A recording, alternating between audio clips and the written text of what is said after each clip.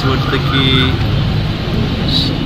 सोलापूर महापालिकेचे आयुक्त उंबाशी साहेब आणि त्यांची सर्व टीम आमच्या विधानसभा क्षेत्रातील शहर हद्दीतील जे विषय होते त्या विषयासंदर्भात बैठक होती।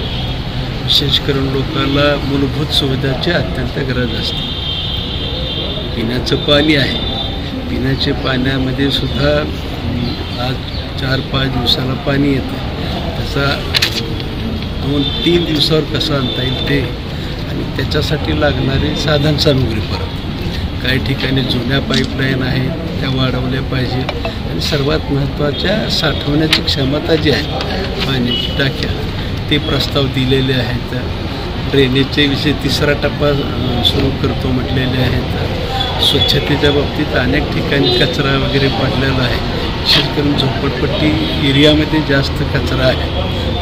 प्रमुख शहराच्या प्रमुख ठिकाणी जमा होतो, पण अशा ठिकाणी आरोग्य शहरामध्ये सामान्य ज्या स्लम एरिया आहे त्या ठिकाणी अंगणवाडी सुरू कराव्यात, त्यासाठी आग्रह केला। कारण ह्या गरीब मुलाला शिक्षणाची सोय व्हावी आणि हा पाया आहे, आणि म्हणून त्या पण सुधारणा करण्यासाठी सूचना दिलेल्या आहेत। काही रस्त्याची कामं आहेत, रस्त्याच्या कामाला सुद्धा प्राधान्य द्यावं।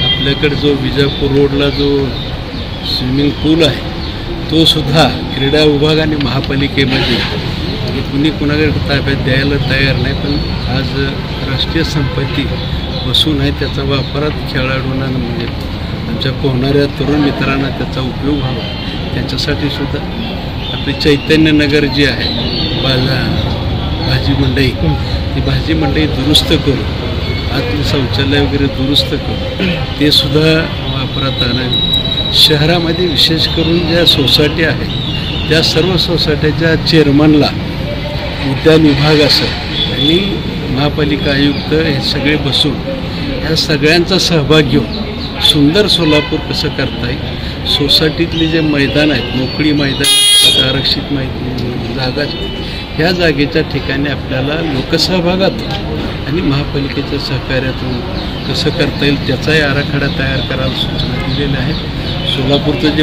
प्राणी संग्रहालय आहे, प्राणी संग्रहालयामधल्या ज्या काही सुविधा असतील त्या सुविधासुद्धा प्राणी संग्रहालयाच्या कराव्यात अशाही सूचना दिलेल्या आहेत, तेही लवकरात लवकर करण्याचा प्रयत्न। सोलापूर आसरा रोड ते विजापूर रोडचा जो रुंदीकरणाचा रस्ता आहे त्याचा प्रस्ताव महाराष्ट्र सरकारकडे पाठवलेला आहे, तेही करून घ्या म्हणून सांगितलेलं आहे। तात्पुरतं खडीकरण का होईना पण सुरू करावं, रस्ता तो रुंदी करा। संभाजी महाराजाचा जो तलाव आहे त्याचं सुशोभीकरण करण्याचा जो प्रस्ताव आहे तो भारत सरकारकडे पाठवावा, तो सुदैवाने त्यांनी तयार केलेला आहे, तो भारत सरकारकडे पाठवावा।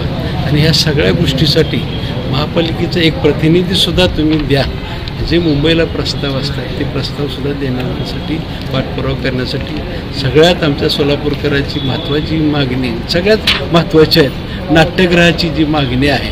नाट्यगृहाला सुद्धा एक जागा आज पूर्वीची जी जागा दिलेली होती ती वनविभागाची असेल, त्या जागेवरती आपल्याला नाट्यगृह बांधता येणार नाही, आणि म्हणून एक बाजूची जागा 44,000 फुटाची आहे, त्याचं आता आरक्षण काय आहे काय पाहून तर ते सुद्धा देण्यात, म्हणजे असे एक ना अनेक विषय झालेले आहेत, न पाहता किती सांगणार आहे पण सांगण्याचा प्रयत्न केलेला आहे।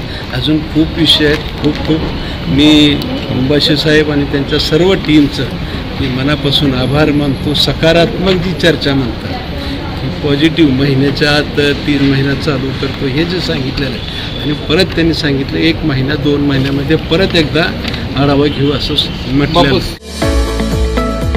रॉयल एनफील्डचे अधिकृत डीलर व एक विश्वसनीय नाव म्हणजे चव्हाण मोटर्स। चव्हाण मोटर्स यांचे रॉयल एनफील्ड शोरूम पोटगी रोड, आसरा चौक येथे आपल्या सेवेत रुजू। बुलेट 350 व क्लासिक 350 हे मॉडेल सर्व रंगांमध्ये हजर स्टॉक मध्ये उपलब्ध। आकर्षक फायनान्स योजना, घरी किंवा ऑफिस मध्ये बसून आम्हाला कॉल करा व डोअर स्टेप टेस्ट ड्राईव्ह सुविधेचा लाभ घ्या। अधिक माहितीसाठी आमच्या आसरा चौकातील शोरूमला भेट द्या। संपर्क 77 20 06 90 74।